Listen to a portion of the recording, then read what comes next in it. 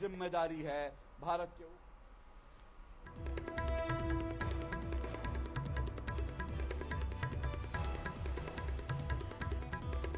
तो उपराष्ट्रपति होंगे सीपी राधाकृष्णन और ये तस्वीरें बहुत महत्वपूर्ण हो जाती हैं। लाइव तस्वीरें हैं, बधाई देने पहुंच रहे हैं।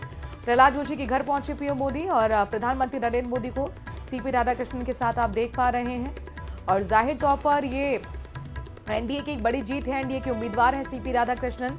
गुलदस्ता भेंट करते हुए बधाई दी गई है। इससे पहले गृह मंत्री अमित शाह ने भी पोस्ट के जरिए बधाई दी थी और उन्होंने कहा था कि आपके पास प्रशासनिक अनुभव है, एक लंबा चौड़ा राजनीतिक अनुभव है, वो हमें आगे ले जाने में मदद करेगा।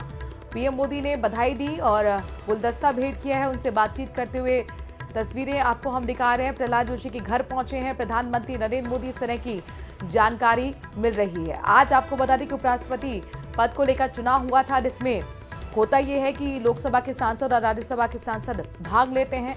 एक बड़ी जीत उनके नाम दर्ज रही। एनडीए के उम्मीदवार सीपी राधाकृष्णन जीते हैं और दिलचस्प बात यह रही कि इंडिया गठबंधन जो एकजुटता की बात कर रहा था और कह रहा था कि पार्टी लाइन से हटकर कोई वोट नहीं करेगा, क्रॉस वोटिंग हुई है।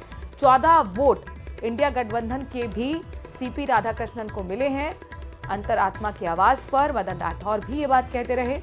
और जाहिर तौर पर आप देखिए कि रणनीति बीजेपी की बहुत बेहतरीन यहाँ पर काम की है, क्योंकि बाकायदा सांसदों को ट्रेनिंग भी दी गई थी। इसके लिए 1-to-1 संवाद किया गया था और बीजेपी के लिए कहा जाता है कि जो भी वो काम करती है बहुत रणनीतिक लिहाज से महत्वपूर्ण हो जाता है। और यहाँ हालांकि संख्या बल हमेशा से एनडीए के साथ ही था और एक्सपेक्टेशंस थी, यहाँ पर पूरी संभावना थी और वही हुआ कि सीपी राधाकृष्णन जो कि एनडीए के उम्मीदवार थे, उनकी जीत हुई है उपराष्ट्रपति चुनाव में।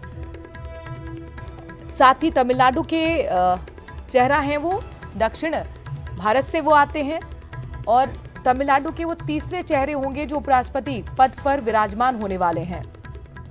बीजेपी ने इसके जरिए जाहिर तौर पर दक्षिण को भी साधने की कोशिश की है। आरएसएस से जुड़े रहे हैं सीपी राधाकृष्णन।